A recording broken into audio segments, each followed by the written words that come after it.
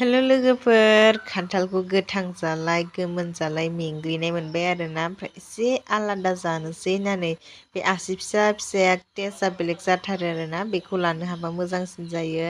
ओमफ्राय आरो बे खान्थाल बिसुखौबो आरोना, आं बिसुखौ हानानै लाबाय। मा खालामगोन सानदों खोमा नोंथांमोना, बेनि सिप बानायनोसै आरोना दिनै।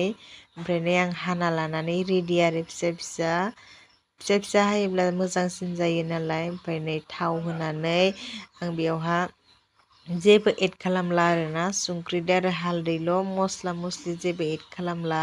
मानोना गथ' मानसि जागोन नालाय, नै संख्रिखौ होना लाबाय आङो। ओमफ्राय गथ' मानसि जागोनखाय आं जेबो बानलु सानलु होला आरोना, सोरबा होनोबा होजायो। हालदै गुन्दैखौबो होखाना लानोसै आं, होनानै होबाय। 4 मिनिट बा 5 मिनिटनि गेजेरावनो नोंनि सिपआ रेडि आरोना। ओमफ्राय नै जा मसमसिया जादों आरोना, आं नायदोंमोन।